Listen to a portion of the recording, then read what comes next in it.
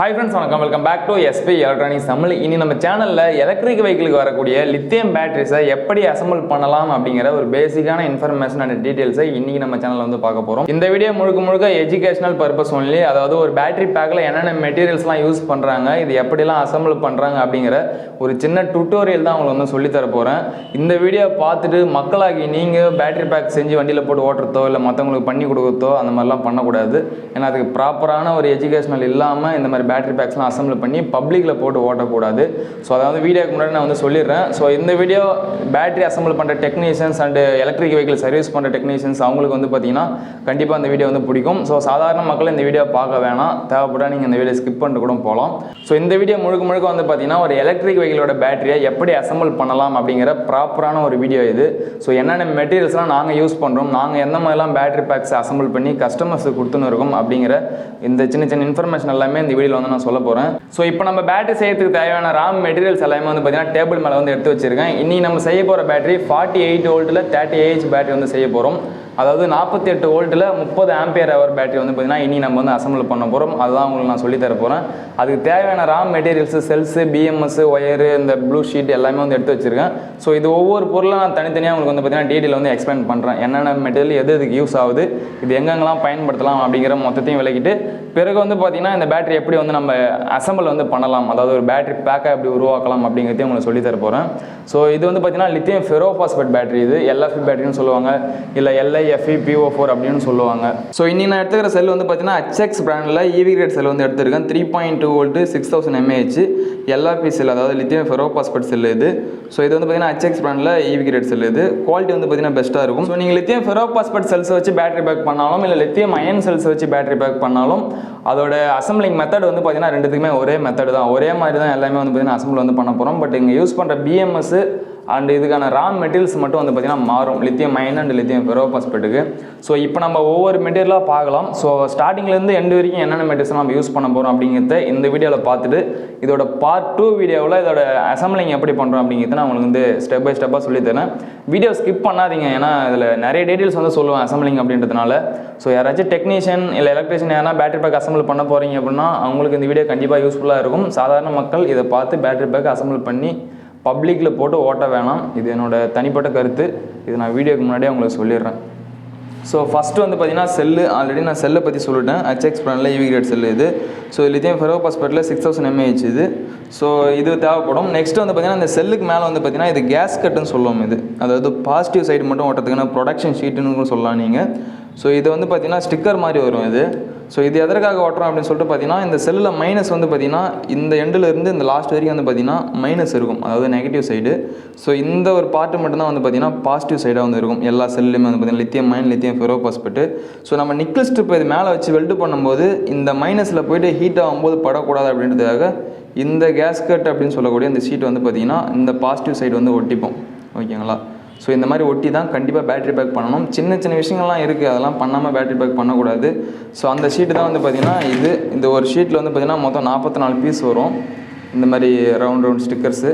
இது வந்து உங்களுக்கு நீங்கள் எத்தனை செல் வச்சு பண்ண போகிறீங்களோ அதுக்கு அதுமாதிரி நீங்கள் ஷீட்ஸ் வந்து வாங்கிக்கலாம்.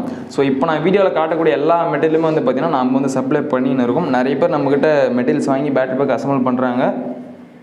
பட் எலக்ட்ரானிக்ஸ் பற்றின நாலேஜ் இல்லாமல் யாரும் பேட்டரி பேக் அசெம்பிள் பண்ணக்கூடாது. இது கேஸ் கட்டு. ஸோ முதல் விஷயம் நல்ல குவாலிட்டியான செல்ஸ் வந்து தேர்ந்தெடுத்து வாங்கணும். ஸோ நல்ல பிராண்டட் செல்லு, நல்ல குவாலிட்டி செல்லு, அதாவது லைஃப் சைக்கிள் அதிகமாக வரக்கூடிய செல்லாக பார்த்து வாங்கணும் நீங்கள், ஓகேங்களா. ஸோ அது முக்கியமான விஷயம். அந்த செல்ஸை வாங்கின பிறகு இது மேலே அந்த கேஸ் கட் அப்படிங்கிற மெட்டீரியல் வந்து பார்த்திங்கன்னா கண்டிப்பாக வந்து யூஸ் பண்ணணும். ஸோ இதன் பிறகு நம்ம என்ன பண்ணணும் அப்படின்னு சொல்லிட்டு பார்த்தீங்கன்னா செல் ஹோல்டர்.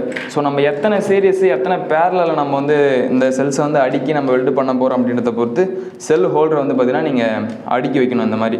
ஸோ இந்த ஹோல்டர்ஸ் வந்து பார்த்தீங்கன்னா இந்த மாதிரி தனித்தனியாக வந்துடும் உங்களுக்கு. ஸோ இது வந்து பார்த்தீங்கன்னா 1:3 அப்படின்னு சொல்லுவோம். 32650 1:3 அப்படிங்கிற சொல்லக்கூடிய செல் ஹோல்டர் இது. இது வந்து பார்த்தீங்கன்னா சேம். இதில் வந்து பார்த்தீங்கன்னா இந்த லாக் மாதிரி வரும் உங்களுக்கு. ஸோ இது நீங்கள் இப்படி அழுத்துனீங்க அப்படின்னா இப்போ 1:3 அப்படி இருந்தது வந்து பார்த்தீங்கன்னா இப்போ 2:3 அப்படியே மாறிடுச்சு, ஓகேங்களா. இந்த மாதிரி நம்மளுக்கு எவ்வளோ சைஸுக்கு தேவையோ அந்த மாதிரி வந்து பார்த்தீங்கன்னா நீங்கள் அடிக்கலாம். ஸோ 1:3 வரும். நெக்ஸ்ட் வந்து பார்த்தீங்கன்னா 1:2 வரும். இது ரெண்டுத்தையும் மிக்ஸ் பண்ணி தான் நம்ம வந்து இதுக்கு போட முடியும், ஓகேங்களா. ஸோ இப்போ நான் செய்ய போகிற செல் வந்து பார்த்தீங்கன்னா 15 சீரீஸில் 5 பேரல் வந்து பண்ண போகிறோம். 48 வோல்ட்டு 30 AHக்கு 15 சீரீஸ் 5 பேரல். அதுக்காக வந்து பார்த்தீங்கன்னா 5 பேரலுக்கு வந்து பார்த்தீங்கன்னா 5 செல் வந்து இப்படி அடிக்கிருக்கும். 15 சீரீஸ்க்காக வந்து பார்த்தீங்கன்னா அந்த பேட்டரி பேக்கை ரெண்டாக நம்ம வந்து மடித்து பண்ண போகிறோம். ஸோ அதுக்காக வந்து பார்த்தீங்கன்னா இதை இப்படி ஆக்சுவலி இப்படி தான் பண்ணணும் ஒரே ஸ்டைட்டில். இதில் மொத்தமாக வந்து பார்த்தீங்கன்னா 15 இருக்கும் சீரீஸில் கனெக்ஷன் பண்ணக்கூடியது. ஸோ இதை வந்து பார்த்தீங்கன்னா இப்போ இப்படி மடிச்சிடும். ஒரு செல்லுக்கு மேலே இன்னொரு செல்லை வந்து பார்த்தீங்கன்னா வச்சு பேக் பண்ணணும். அதை நான் அசம்பிளிங் பண்ணும்போது உங்களுக்கு காமிக்கிறேன்.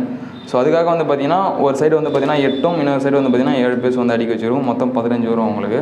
ஸோ இந்த மாதிரி செல் ஹோல்டர்ஸ் வந்து பார்த்தீங்கன்னா எடுத்து வச்சுக்கணும் நீங்கள். இப்போ இதை எடுத்து ஓரம் வச்சுட்டு அடுத்த மெட்டீரியல் என்ன அப்படிங்கிறத பார்க்கலாம். நிக்கிள் ஸ்ட்ரிப் இது. ஸோ உங்களுக்கு பார்த்தீங்கன்னா தெரியும்.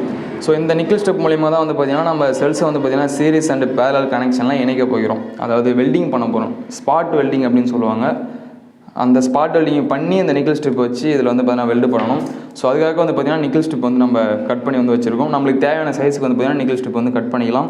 ஸோ இது வந்து பார்த்தீங்கன்னா ஹெச் டைப் நிக்கிள் ஸ்ட்ரிப் அப்படின்னு சொல்லுவோம். ஸோ இது வந்து பார்த்தீங்கன்னா உங்களுக்கு இந்த மாதிரி பாக்ஸாக வந்துடும். 2 பேரலில் வந்து பார்த்தீங்கன்னா ஒன்றா இணைச்சிக்கும் இது. ஸோ அந்த மாதிரி பண்ணுறதுக்காக இது மாதிரி கொடுத்துருப்பாங்க. ஸோ ஃபர்ஸ்ட்லாம் வந்து பார்த்தீங்கன்னா சிங்கிள் டைப் வரும், ஒரே ஸ்ட்ரெயிட்டாக வரும். அதை கட் பண்ணி ஜாயிண்ட் வச்சு அடிக்கணும். ஸோ இப்போலாம் வந்து பார்த்தீங்கன்னா இந்த மாதிரி ஹெச் டைப் அப்படிங்கிற நிக்கிள் ஸ்ட்ரிப் வந்துடும். ஸோ இது நீங்கள் அப்படியே கட் பண்ணி யூஸ் பண்ணிக்கலாம். இந்த மூளை எல்லாமே வந்து பார்த்தீங்கன்னா ப்ராப்பராக வந்து கட் பண்ணி வச்சுருப்போம். ஸோ அப்போ தான் வந்து பார்த்தீங்கன்னா ஒரு குவாலிட்டியான பேட்டரி பேக் வந்து நம்ம அசம்பிள் பண்ண முடியும். ஸோ அதுக்காக வந்து பார்த்தீங்கன்னா நிக்கிள் ஸ்ட்ரிப் வந்து எடுத்து வச்சுருவோம். ஸோ இது ரோலாக வரும். இது நம்ம தேவையான சைஸ் வந்து நம்ம வந்து கட் பண்ணி எடுத்துக்கலாம் இது. ஸோ இதெல்லாம் பண்ணி முடிச்சதுக்கப்புறம் என்ன பண்ண போகிறோம் அப்படின்னு சொல்லிட்டு பார்த்தீங்கன்னா வெல்டிங் வந்து பண்ணிக்கணும். ஸோ அதாவது ஸ்பாட் வெல்டிங் பண்ணி முடிச்சதுக்கப்புறம் டேப் வந்து பார்த்தீங்கன்னா அந்த நிக்கிள் ஸ்ட்ரிப்புக்கு மேலே வந்து பார்த்தீங்கன்னா டேப் வந்து அடிக்கணும். ஸோ இப்போ நீங்கள் பார்க்குற இந்த டேப் வந்து பார்த்தீங்கன்னா கப்டான் டேப் அப்படின்னு சொல்லுவாங்க. ஸோ இது வந்து பார்த்தீங்கன்னா ஹீட் வந்து பார்த்தீங்கன்னா ப்ரொடெக்ட் பண்ணணும். நிக்கிள் ஸ்ட்ரிப்புக்கு மேலே வந்து பார்த்தீங்கன்னா இந்த டேப் வந்து ஒட்டிடணும். ஸோ இப்போ நிக்கிள் ஸ்ட்ரிப் இதில் வருது அப்படின்னா இந்த ஸ்ட்ரைட்டுக்கு வந்து பார்த்தீங்கன்னா அப்படியே ஸ்ட்ரைட்டாக வந்து ஒட்டிடணும் நிக்கிள் ஸ்ட்ரிப்பு. இந்த நிக்கிள் ஸ்ட்ரிப்பு ஓவர் லோடு காரணமாக ஹீட் ஆனாலோ அந்த ஹீட் வந்து பார்த்தீங்கன்னா வெளியில் வந்து பேக்கிங் மெட்டீரியல்ஸ்லேருந்து படாமல் இது வந்து பார்த்துக்கும். ஒரு குறிப்பிட்ட அளவு வரைக்கும் பார்த்தீங்கன்னா டெம்பரேச்சர் வந்து வெளியே தள்ளாமல் உள்ளே வந்து பார்த்துக்கும். ஸோ அதுக்காக வந்து பார்த்தீங்கன்னா அந்த கப்டான் டேப் அப்படிங்கிற டேப் வந்து யூஸ் பண்ணுவாங்க. ஸோ நெக்ஸ்ட்டு வந்து பார்த்தீங்கன்னா ஃபிலமெண்ட் டேப் இது. ஸோ இந்த டேப்பில் வந்து பார்த்தீங்கன்னா உள்ள நூலால் வச்சு செஞ்சுருப்பாங்க. இது நல்லா ஸ்ட்ராங்காக வந்து ஒட்டும். ஸோ இந்த டேப் நீங்கள் ஒட்டும் போது என்ன அப்படின்னு சொல்லிட்டு பார்த்தீங்கன்னா grip வந்து கிடைக்கும். எக்ஸ்ட்ரா grip உங்களுக்கு டேப் அப்படின்றதெல்லாம் அர்த்தங்கள்லாம் போயிடாது. ஸோ இந்த டேப் யூஸ் பண்ணும்போது நல்ல grip வந்து கிடைக்கும். ஸோ நான் உங்களுக்கு பிரித்து காமிக்கிறேன் பாருங்கள் இது.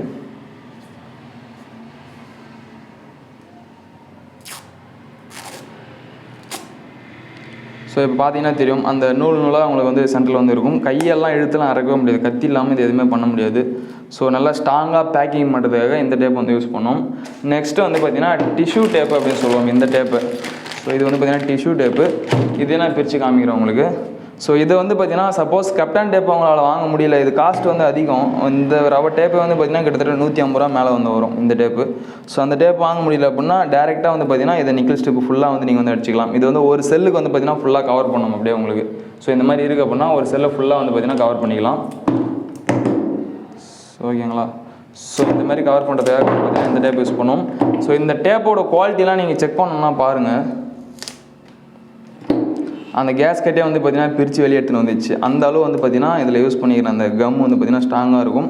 ஸோ இந்த மாதிரி டேப்ஸ் எல்லாம் தான் யூஸ் பண்ணி நீங்கள் பேட்டரி பேக் வந்து அசம்பிள் பண்ணணும். சும்மாடி நம்ம ஒயர் கடிக்கக்கூடிய இன்சுலேஷன் டேப்போ இல்லை மற்ற டேப்பு பேக்கிங் டேப்பு அதெல்லாம் வந்து பண்ணி நிறைய பேர் பேட்டரி பேக் பண்ணியிருக்காங்க. என்கிட்ட சர்வீஸ்க்கு வந்துருக்கு. ஸோ அதெல்லாம் யூஸ் பண்ணக்கூடாது. ப்ராப்பரான பேட்டரி பேக் நம்ம மேக் பண்ணுறோம் அப்படின்னா இந்த டேப்ஸ்லாம் வந்து பார்த்தீங்கன்னா கண்டிப்பாக வந்து யூஸ் பண்ணணும். ஸோ இது வந்து பார்த்தீங்கன்னா நிக்கிள் ஸ்ட்ரிப்பில் வந்து தண்ணி படாமல் ஈர காற்று படாமல் ஃபுல்லாக வந்து பார்த்தீங்கன்னா க்ளோஸ் பண்ணிவிடும். அந்த இடத்தையே ஃபுல்லாக க்ளோஸ் பண்ணிவிடும்.